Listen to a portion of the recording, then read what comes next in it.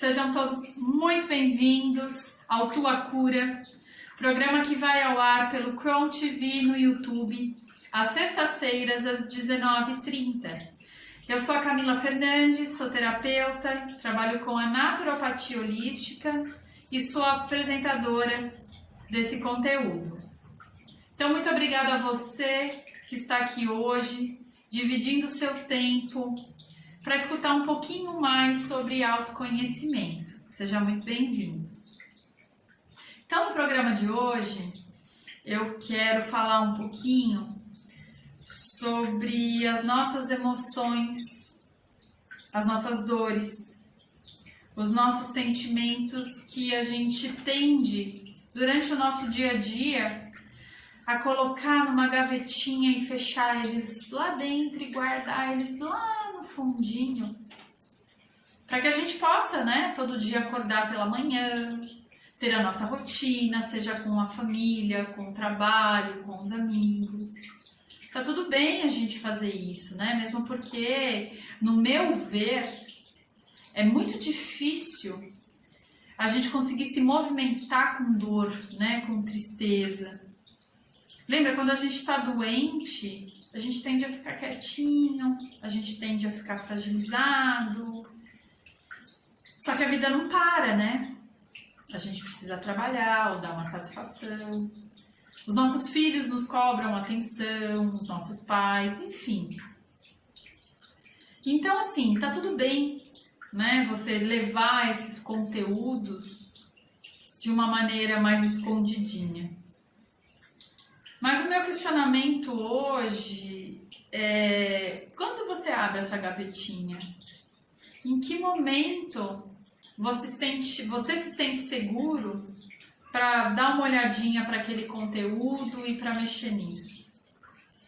Olha só, nós somos seres humanos e somos o tempo inteiro fluídicos, Então a impermanência, ela é um movimento que constantemente, assim como respirar, faz parte do nosso dia.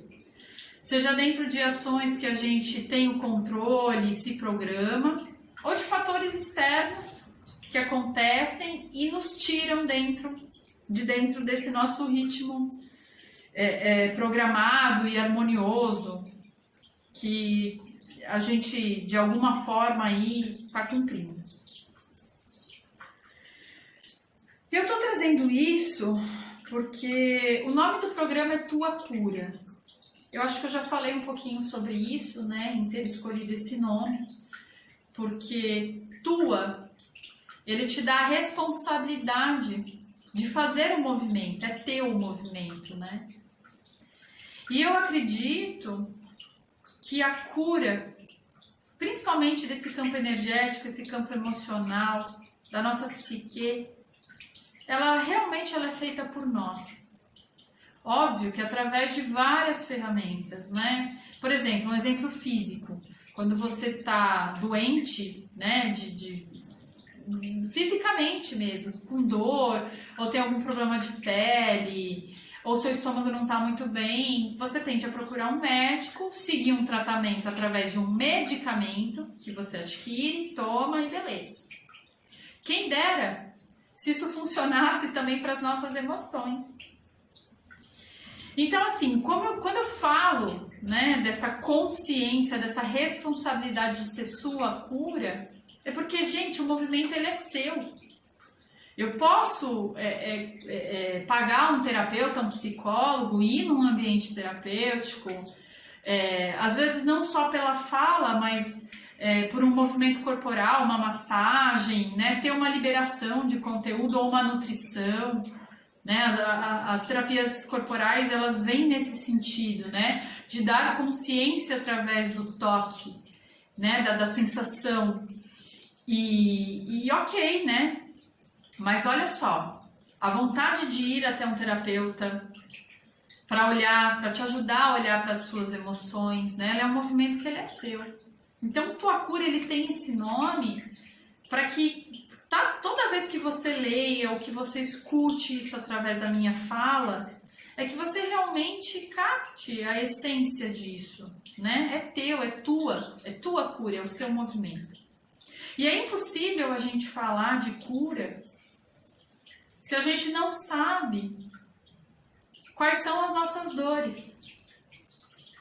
E quando eu falo de dores, eu falo de sensações e de emoções que fazem parte. Então, assim, a gente tem que ter muito claro que para a gente curar alguma coisa, a gente tem que mexer nela. A gente tem que olhar para ela. A gente tem que passar por ela. Por exemplo, um movimento de luto, seja ele por um término de um relacionamento, seja por uma passagem de vida.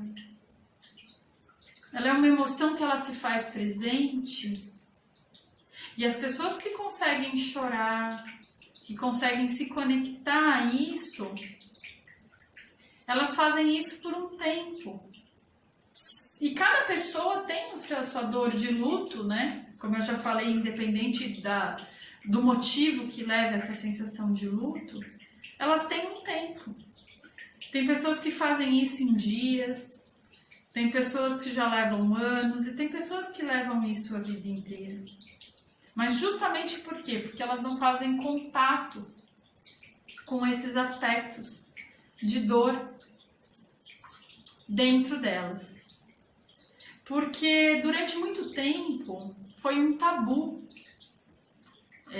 as pessoas olharem para esses conteúdos porque elas se obrigavam a ser líderes, né? Então, para eu ser um líder, eu tenho que ser muito bem apresentável, eu tenho que ter uma boa aparência, eu tenho que estar o tempo inteiro feliz, eu tenho que estar o tempo inteiro olhando para as coisas e vendo borboletas e flutuando.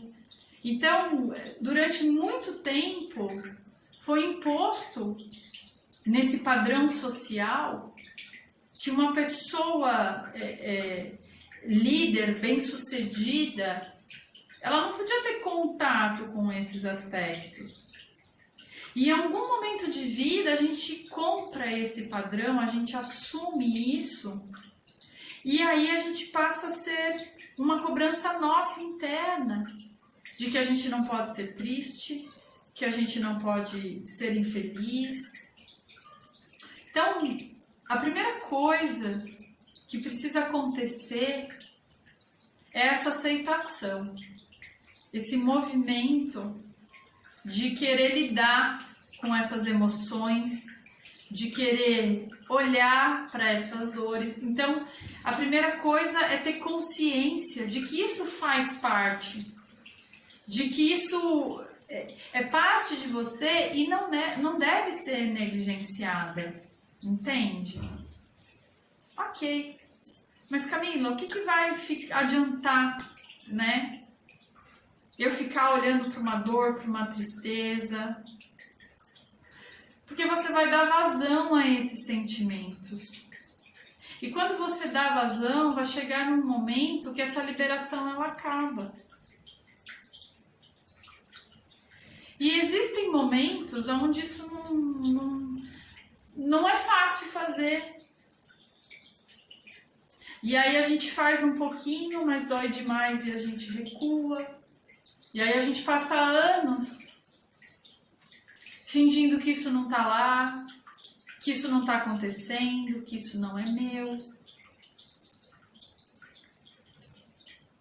Então, um conselho que eu dou é que todos nós temos essas dificuldades de fazer o contato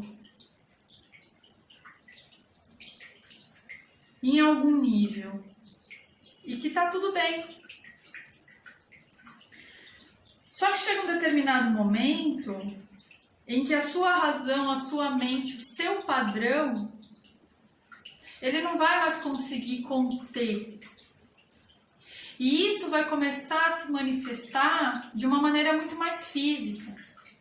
Ou seja, através das doenças. Então você passa a ficar mais fragilizado porque a sua imunidade ela ficou baixa. E aí, a partir daí, vem os aspectos de doenças.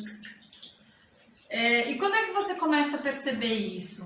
Quando você fica muito tempo gripado, quando você tem uma alergia que começa a se manifestar e fica difícil de curar. Então, tudo aquilo que a gente vai somatizando e que vai enchendo essa gavetinha e ela começa a transbordar, vira um aspecto físico, né? E às vezes esse aspecto físico, gente, não é só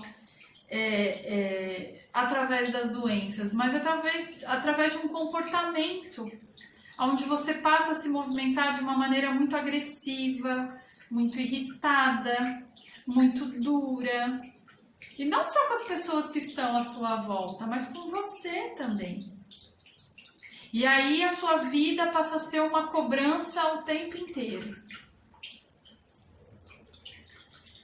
Então o que eu quero deixar dito, que olhar para essa dor, ela vai ter um começo, que é ok, eu identifico quais são essas emoções ruins, né? Gente, quando eu falo ruim é algo que nos traz um incômodo, um desconforto.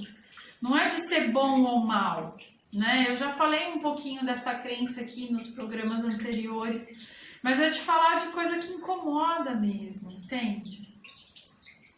E quando você olhar para esses sentimentos, para essas emoções, realmente começa a olhar num pente fino se realmente você julga que isso está assim porque alguém te disse, alguém te falou, ou realmente isso é uma coisa sensível, né? Quando a sua mente entende que aquilo é realmente isso. Isso é muito importante também.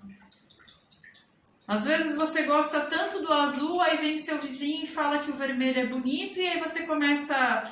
E o seu vizinho é alguém que você admira, né? Que você se espelha, e aí você começa a fazer o azul uma coisa ruim, entende? E ele não é. Você gosta do azul, então assume que o azul é uma coisa que é boa para você. Pode ser não para o seu vizinho, mas para você ele é uma coisa boa. Por isso que eu digo que isso tem que ser um trabalho muito apurado, sabe? Muito afinado, muito pente fino. E aí quando você olha para essa tristeza... Por quê? O que te leva, né? Qual que é a situação que te leva a ela? E começa a olhar para essa situação. E aí você vai entender que dentro dessa situação, que geralmente traz algo externo, né? Um motivo, uma pessoa, uma situação, ou uma questão que você viu, né? Às vezes, por exemplo, um acidente. Você não está fazendo parte do acidente, mas você viu. É impossível a gente não ficar nervoso, ou não ficar triste, ou ter algum impacto, ok? Por menor que esse impacto seja, é impossível a gente não, né? Ter um susto, que seja. E aí começa a identificar o que em você esse aspecto te revela. Porque ele vai te trazer um medo, uma vontade, uma ânsia de algo que você está repreendendo dentro de você. E aí é que vem o pulo do gato. Tudo que eu falei aqui são coisas passadas, né? A palavra em si, né? Eu falei, ela já é um passado, ela já tá fazendo parte lá. Quando você for assistir o programa é gravado, então, né? Já não é, já é um passado. E aí é que vem o pulo do gato. É você entender que este momento, ele já foi. E aí vem uma ação de um outro movimento que é possível que a gente faça para que realmente isso se dissolva e que isso acabe. Que seja o perdão. É o perdão. O perdão de que nessa ação não foi minha, mas eu fui a pessoa quem sofreu a ação que me deixou triste. Poxa, mas como é que eu vou perdoar aquilo? A ação não foi sua. A situação não foi causada por você. A escolha de ter tido aquela dor não foi sua. Pô, se tu leva um tapa, se você é espancado, isso dói. Ah, então eu tenho que perdoar o meu agressor. Não exatamente, você tem que perdoar aquela situação. Certo? Aquilo já foi. Acolhe. Uma outra situação, uma morte, né? Uma passagem de vida. Não é uma vontade nossa que alguém que a gente ame, querido. Cara, no momento vai doer muito e talvez por muitos anos isso vai doer muito. Como é que a gente perdoa essa situação? Olhando para os momentos que foram felizes com essa pessoa. Aí vem a saudade, que é relembrar do quanto aquela pessoa foi importante para você, do quanto aquela pessoa significou o seu comportamento, com as atitudes boas que ela teve na vida. E olha só, gente, quanta coisa ruim a gente deixa de passar porque a gente está vendo uma escolha infeliz numa ação do outro, né? Olha que importante isso. Eu não vou fazer, porque alguém antes de mim já fez. Então não é melhor a gente, ao invés de ficar olhando o que aquilo causou, olhar que você, por ter visto ou ter passado, você jamais vai se movimentar dessa maneira? Entende? Então, olhar para um conteúdo de dor e de sofrimento é difícil, porque num primeiro momento, a sua mente vai dizer para você que não é seguro, porque vai te trazer uma reação física, seja uma palpitação, um choro, ou uma inanição, uma não vontade. Por quê? Porque para a mente é seguro, isso é controlado, né? Ai, por mais que tá doendo, eu tô seguro. Eu tô me sentindo, tá doendo. Mas solta um pouco isso. Olha, dá espaço, fica no vazio. Olha o que vai acontecer se você realmente escolher não guardar mais isso e viver nesse momento, né, de quando você está vivendo com segurança, seja através do ambiente terapêutico, ou se você acha que você tem condições para sair disso sozinho, entende? Olha, ignora essa mente falante, essa mente pensante e traz um choro, traz essa dor para esse âmbito mais físico, deixa a coisa fluir. E lembra que você está fazendo esse movimento para se colocar diante dessa questão, para esvaziar. Gente, intenção é tudo. Quando a gente faz um movimento, a gente tem que intencionar. Sempre. Porque senão passa a não ter significado. Ai, Camila, como é isso? Por exemplo, quando você compra um presente para alguém. Se alguém está de aniversário, olha só o que eu vou dizer, hein? Se alguém está de aniversário, a gente tem o hábito, né? Nossa sociedade tem o hábito de presentear, certo? Só que muitas vezes a gente acha que isso é uma responsabilidade no sentido de ser uma obrigação. Meu, fulano vai fazer aniversário, eu tenho que sair para comprar algo, porque fulano... Isso passa a não ser prazeroso, entende? isso passa a ser uma conduta automática. Então eu vou lá e compro qualquer coisa. Tudo bem, né? Mas não vai ser mais bonito você olhar e procurar algo que faça sentido, algo que vai trazer alguma emoção a essa pessoa, né? Por exemplo, Dia dos Namorados, todo mundo dá rosa, porque é dito já há muitos anos que a rosa é uma flor bonita, que a rosa... Então você compra essa ideia. E a pessoa, quando recebe, traz a emoção porque ela ganhou algo importante, né? Ela ganhou uma rosa. Mas tenta fazer isso com uma emoção, né? Com uma cartinha, com um cartão, com um sentimento. Vocês vão entender a diferença. Então, olhar para esse conteúdo de dor e sofrimento é a mesma coisa. Traga eles com intenção de liberar, de esvaziar. E aí, automaticamente, quando você faz esse movimento de entrar em contato com essas emoções, você vai chorar, isso vai esvaziar e isso vai criar um espaço. E garanto para você que vai chegar um momento em que você vai ter condições de sair para a vida mais dispostas e mais feliz, porque você esvaziou, você olhou, você disse eu não quero mais. Gente, todo momento quando a gente esvazia, que a gente chora, a gente está fazendo uma liberação, né? Nós estamos fazendo uma liberação. E se a gente libera, a gente cria espaço. E existe uma outra maneira também de trabalhar esses conteúdos, de olhar para esses conteúdos de dor de uma outra maneira.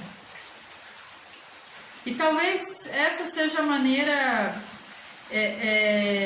seja a única maneira de lidar com certas emoções, né?